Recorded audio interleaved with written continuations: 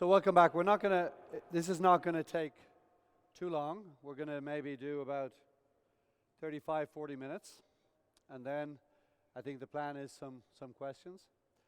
So Gabor asked me to cover this topic.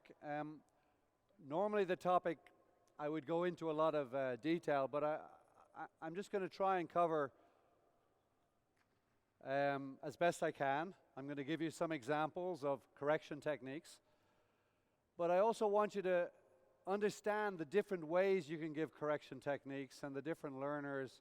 So I want to cover a few things, and then I'm going to show you some examples of correction techniques. So the first thing is that when we talk about diagnosis and correction, it's a little bit negative. And I think it's much better to think in terms of analysis and development.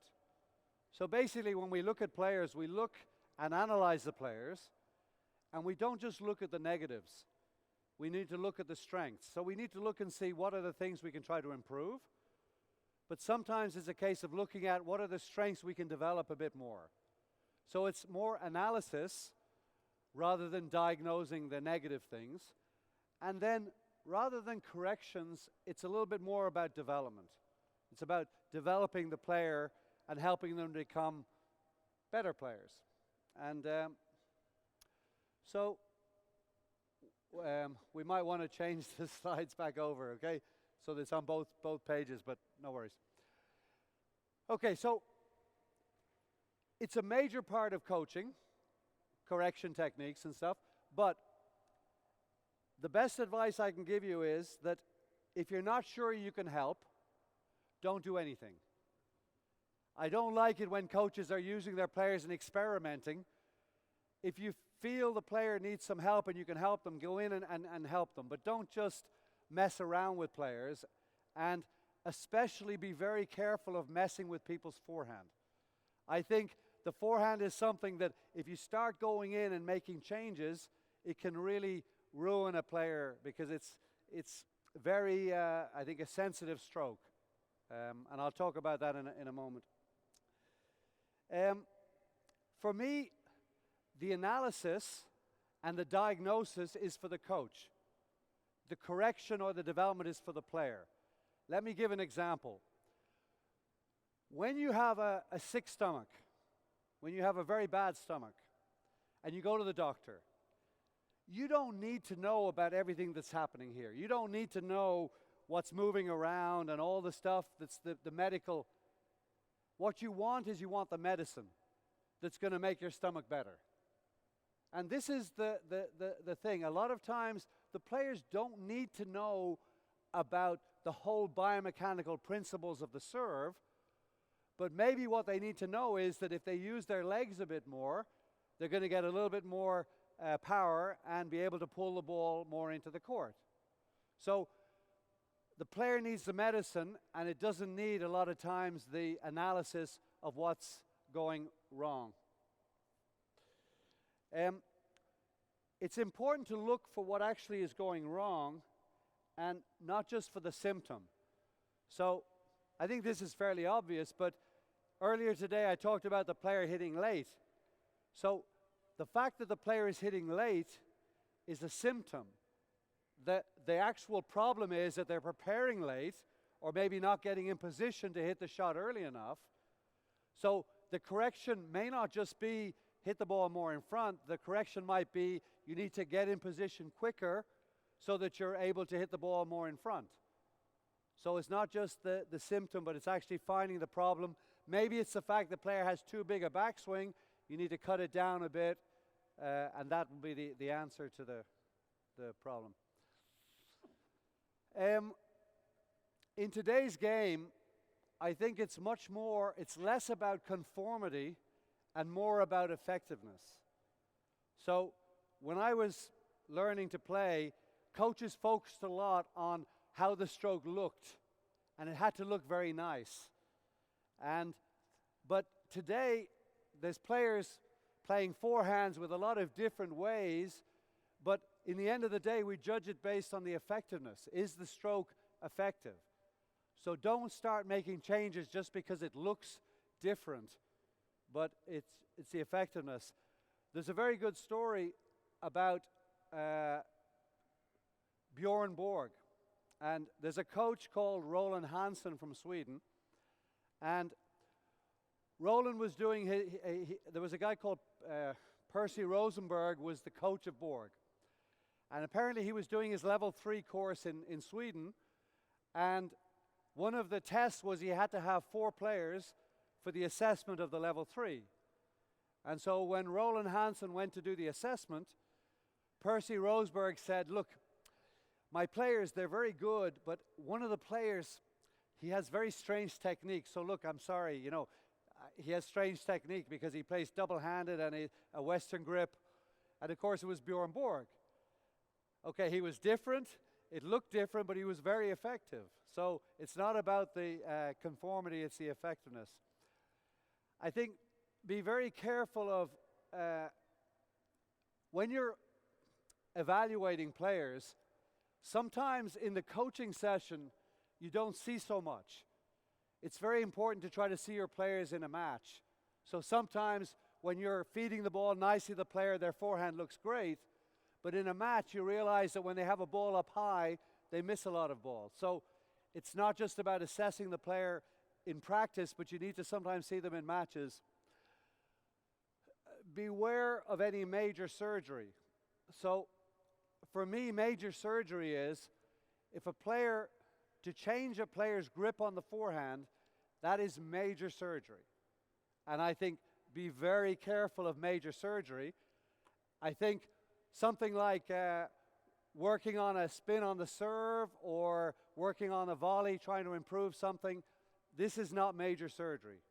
And this is, but anything to do with the grip on the ground strokes affects a lot of things, because there's a relationship between the grip that you have, the stance that you're going to have, the contact point, and the swing trajectory. So if you change the grip of a player, probably their contact point is going to be very different, and the swing they're going to have to use is going to be different too. So it is a big change as soon as you start changing anything to do with the grip, and I think you need to be very careful. Appropriate feeding is important. So again, it's pretty obvious. I wonder if we got I'm going to need a couple of players. So Adrian, could you help me again here? So if you go down that end, okay, so if you're hitting forehands,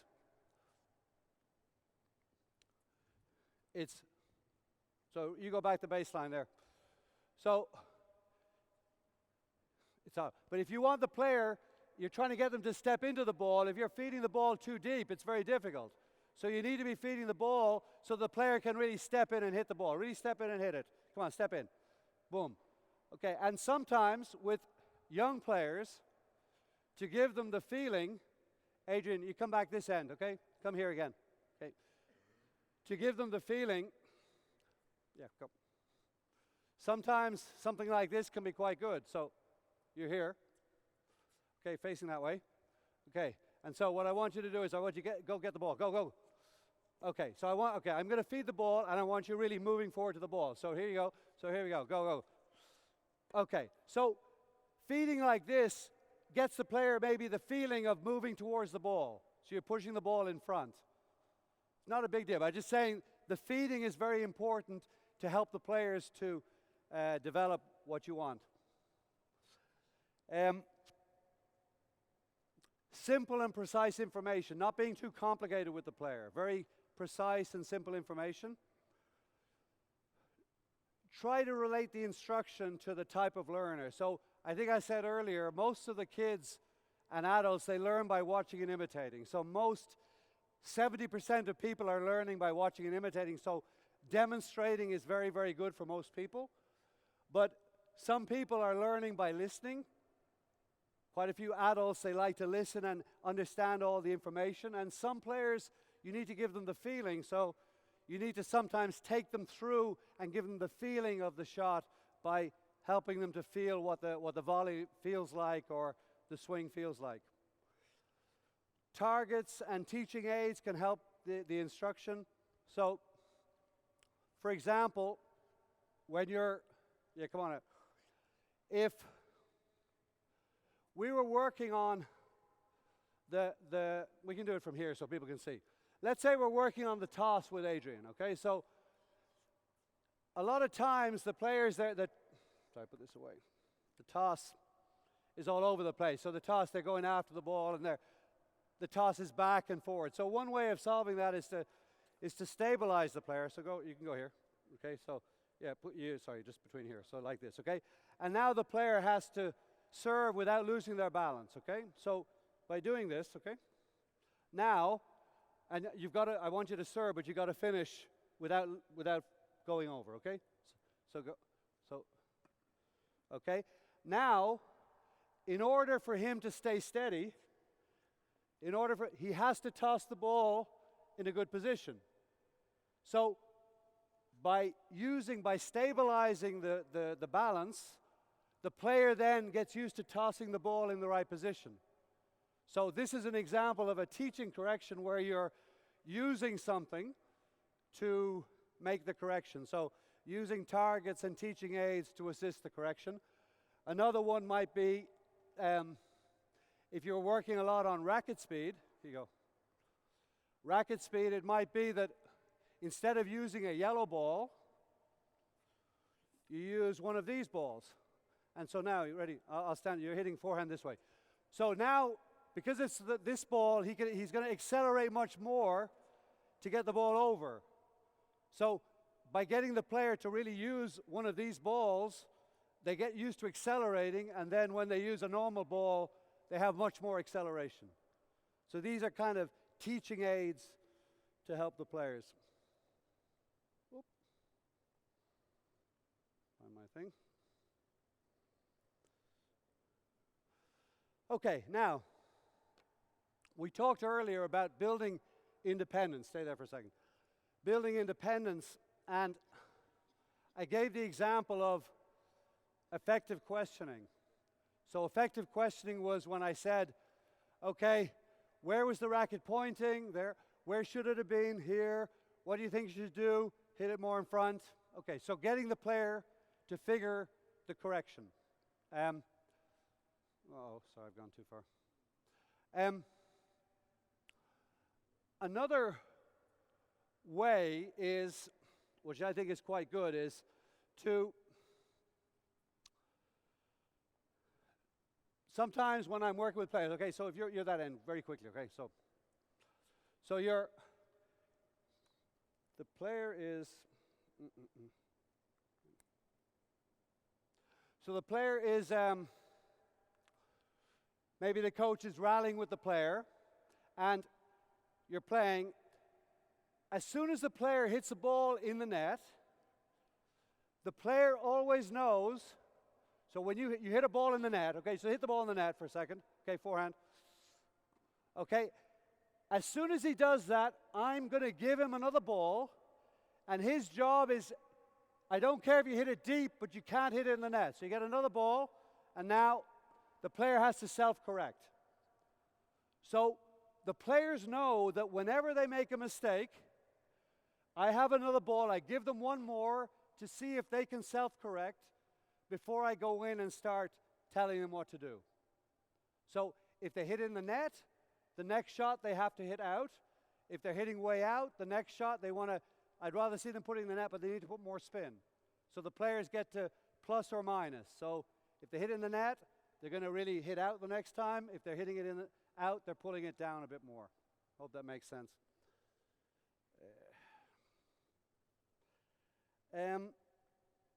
Okay, Adrian here, okay. So now, let's say we're working on Adrian is going to run around his forehand, so his backhand, to hit big forehands.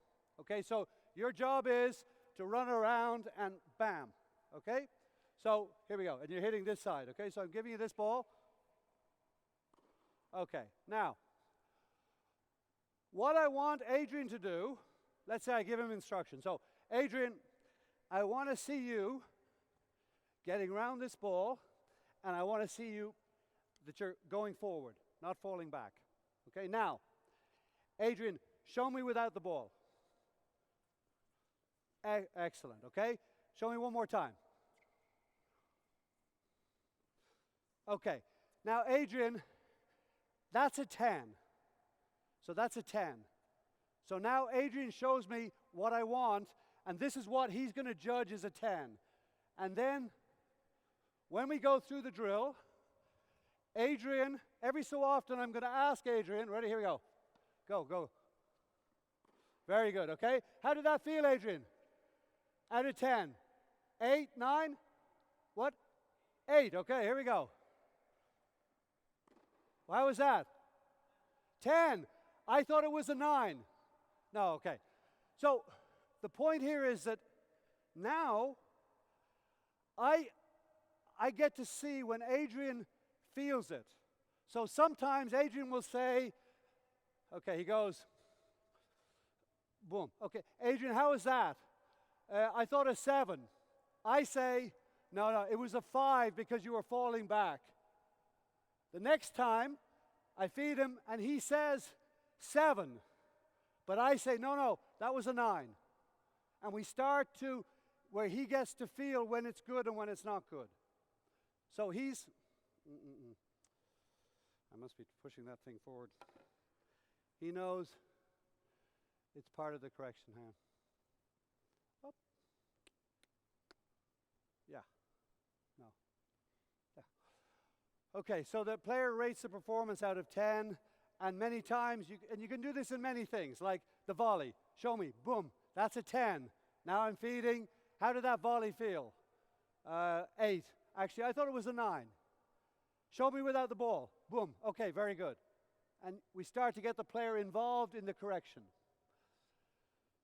Cue words.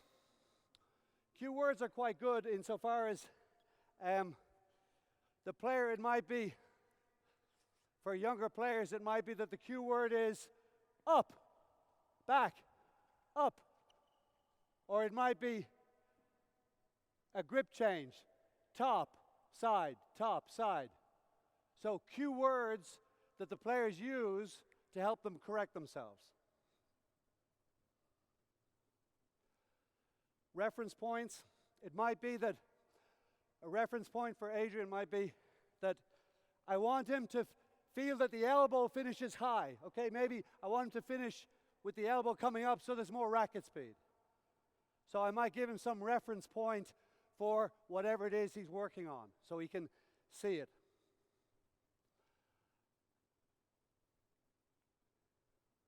I talked about this earlier today, so I don't need to talk about it again. It's about when players can't perform the task. Sometimes, when you're working on correction or development, you have to try to relieve stress because it's quite tough for players to make changes. So you have to maybe think about, rather than telling them that their volley is poor, you say, okay, today we're going to work on the low volley, and we're going to really work on that, or we're going to work on, not working on their forehand, we're going to work on an attacking forehand. So you try to let them feel you're teaching them something new. Reduce the decision making. So obviously if you're doing technical changes, you need to have less decisions. So a good example might be, so if you were working on a slice backhand, okay, do you want to actually stay this side so that people can see you? So it might be something like this. So if I use a progression like this on it. Come on into the net. So what I want you to do is I want you to come in, show me a backhand volley, okay? Okay, now with the ball. Ready? Back to me. Okay, I want to see a little bit more like this, okay? Okay, now go back. Now you're going to do a volley after the bounce, okay? Excellent, okay? So now it's just a little volley, but with a little bit of a follow-through. Boom. So I first start with the volley. Now he's doing, after the bounce, with a little bit more swing. Then it might be you progress to, now I want to see a little further back. And now maybe we're rallying, okay? So you're going back to me, and I'm giving it back to you, and we're going boom, okay? Then maybe we're going one top spin, one slice. Ready? One top spin, one slice. Ready? Here you go. Boom. Okay, one top spin, one slice, okay? And then maybe we're opening a bit more. We're saying now, when the ball is waist height, top spin. If it's low or high, slice, okay? Ready? So waist height, top spin. Boom. Okay, if it's really low, now slice. Very good. And now there's decision making. Eventually, getting to where the player is playing points, and now they're using the slice whenever they feel is appropriate. So, again, we're closing, so there's very little decision making. I'm just saying, just slice, and then gradually one toss and one slice, and gradually making it so the player is able to perform in a more open situation. All right?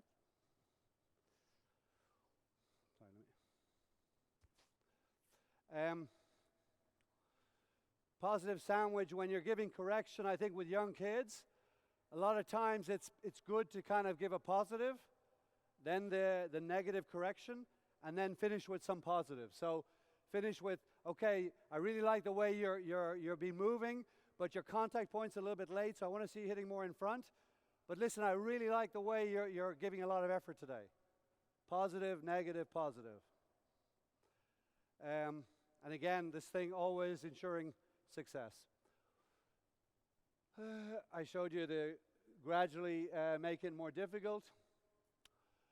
When you're doing corrections, it's not usually a straight line. So it's, and you've got to be ready to go back. Usually the player will, you know, they start, like say the slice back, and they're doing pretty well, but then suddenly when you go into the match situation, it breaks down again. So maybe you have to come back and do some more feeding for the player and then go back into the open situation. So don't be afraid to go back and deal with that. And for me, this is something I think is very good with younger players, but a lot of times there's a very simple rule, which is if the start and the finish is right, usually the rest takes care of itself. So for example, if the start on the serve is good and the finish is quite good, okay, it might be a little bit, but usually eventually it starts to get good. So the start and the finish, or if it's in the forward, the start is pretty good and the players are finishing pretty balanced, usually the rest will take care of itself. So I really like to see the players, okay, good starting position, and then if they're, you know, try to be finishing quite well with the stroke. Good balance.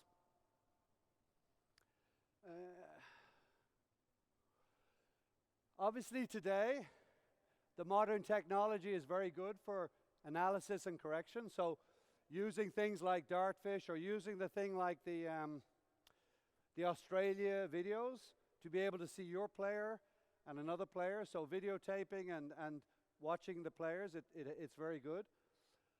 I think role models, being able to say, have a look at Nadal, look at the way he works on the court, you know, and giving people examples of players.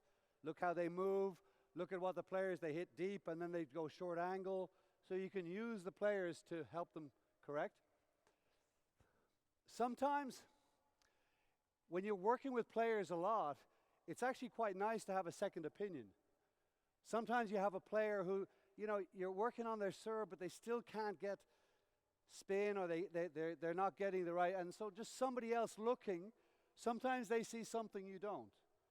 So there's no problem. It doesn't mean you're a bad coach. It just means that sometimes it's good to get another opinion about, you know, what the player is kind of doing.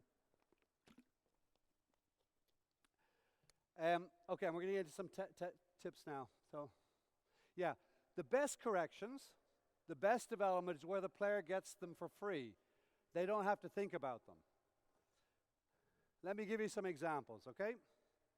So, when the player doesn't have to think about them. So Adrian, let's do this exercise where everybody knows that shoulder rotation on the serve is pretty important. Getting good shoulder rotation. So One way of working on that would be, if you're here, I want you to serve. You're going to serve facing the net. So you're going to go from here, facing, and I want you just serving as hard as you can, but facing the net, okay? Here we go.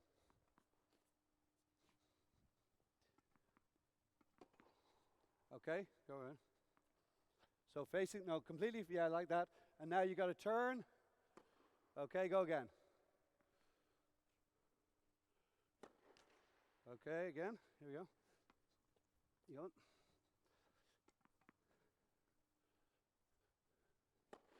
Okay, and now, when the player goes back to their normal position, okay, you're going to find that they have much more shoulder rotation because it feels much easier, you're getting much more.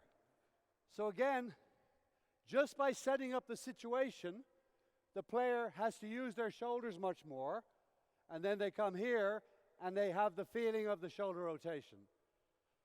So this is an example of a situational thing that the player gets it for free.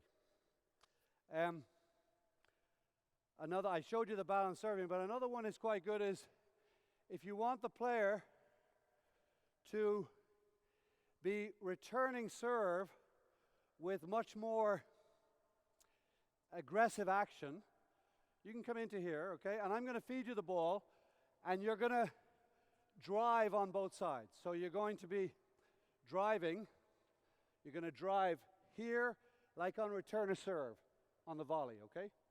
So it would be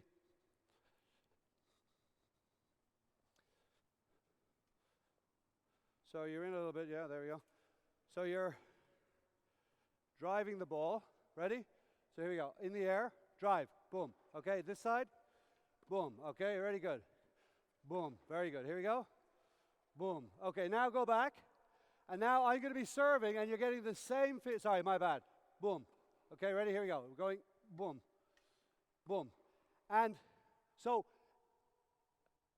I'm not showing for it very long because we don't have much time, but basically, because the player is getting that feeling of really accelerating off the drive volley, when they come to returning serve, they get that real feeling of it, but they get it for free without having to think about it. So you set up the situation which develops the thing, and they get it for free. Another example would be just by having players very close to the net, come in, close, that if you want a player, I'm talking about a more lower level player, okay, that just by, you're going to hit forehands, but I want you to really feel lifting the ball. So now, by being close to the net, they really have to lift much more. You got to really lift it, boom. To get the ball over and down, he's really got to get the feeling of lifting because I've just got him close to net. And then, when he moves back, okay, now you're going to be able to feel a much more lifting, yeah. So by bringing them close, it forces them to lift more and to get more of an accelerated lift on the shot. Another one, very nice one, is, you remember I talked about this? Remember on the volley?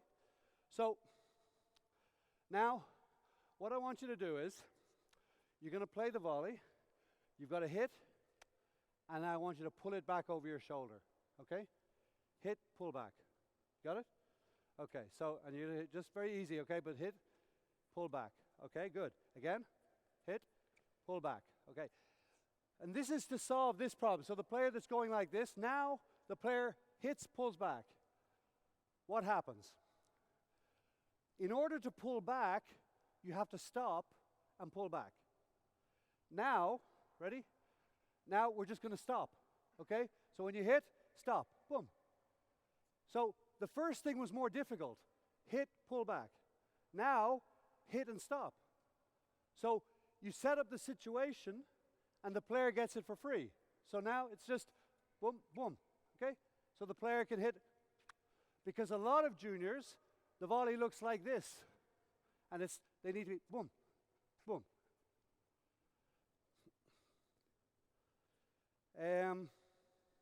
Teaching aids.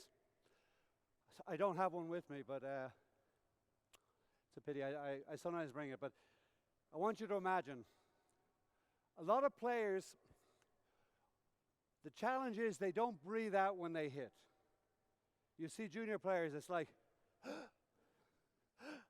and they're breathing in, and it's very tense. I think you know what I mean. A very good way is, Louis Kai showed me this, is you get, you know the things for parties? You know the party things? You get the player with one, and now they have to do it as they hit. And it helps them to see you have to breathe out when you're hitting. That's why Azarenka, Sharapova, it's good. They breathe out as they hit. It's just a little bit too loud. But players, when they breathe in, it's not good. Yeah. Cue words. So the cue words I was talking about earlier. For the grip change, top, side, top, side. So the players get this by using the words. Sometimes for balance, try to get the player head still. So the players feel head still. Because a lot of players, when they're doing those drills, their head is moving. So using cue words, it's a nice way.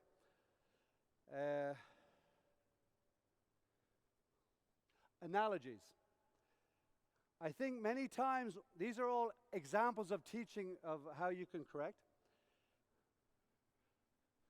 Often I'd say to players, look, you need to get more acceleration. You need to have, instead of hitting so flat, I want to see you trying to swing a little bit more like, instead of a gradual hill, I want to see a steeper hill. So now they feel they're going up a steeper hill. If you want to hit a little flatter, I want to see it a little more gradual hill, a little bit more spin, I want to see more steep.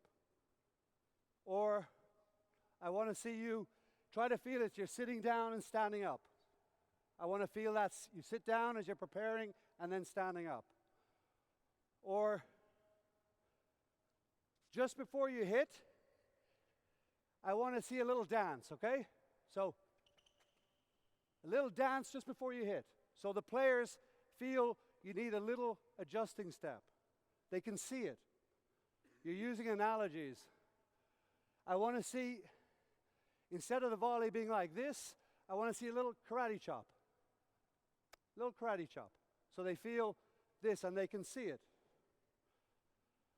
Sometimes I use, okay guys, it's a race. The ball is trying to get to you. But you want to get the ball before it gets to you. So I want to get the ball. Get the ball. It's not going to get close. I don't want it to get close. It's a race. The ball is trying to get to you. You're trying to stop it. These are all things that you give examples from life that help the kids understand. Sensory. You want to have the sound, the feeling. Sometimes it's, listen. You hear that? I want you to hear. I want to hear the sound. Show me a serve without the ball. Very good, I can hear it. Now with the ball. So sometimes you can use this sensory stuff. There's a very nice one. Has anybody seen a goalkeeper kicking the ball? And the crowd? So the goalkeeper is kicking the ball. The crowd goes, ah. Okay, now, I want the player.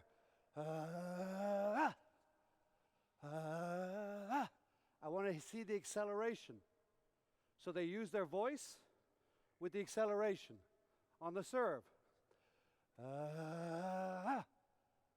I want to accelerate as they're hitting. And then mimicry. So I remember one Australian coach saying that if he wanted the players to work, he'd say, okay, guys, I want you to take your hat and pretend you're Leighton Hewitt. So now they have the hat backwards, and he wants them to be running the court like Leighton Hewitt. So using role models or mimicry is a very good way of correcting things. So for me, they're the 6 types of corrections. Set up situations that help the player get it for free. Use teaching aids to help the player get it. Use words, cue words, head still, up, back.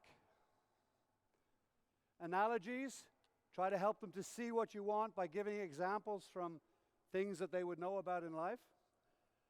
The sense, the feeling, the sound, taking them through the shot a little bit, the senses, and then using role models. And these are things I think that are pretty good. So look, I told you I wasn't going to spend too much time. I just wanted to give a few examples. But I hope, Gabor, it gives people a good feeling for correction techniques. I'm sure you've been at courses before. There's loads of examples, but I find it's very good to have these 6 different types of correction techniques, and it helps you to see, because everybody's different, and it's a good way to kind of think about how you can help the players develop. Okay? Perfect. Thank you very much. Thank you.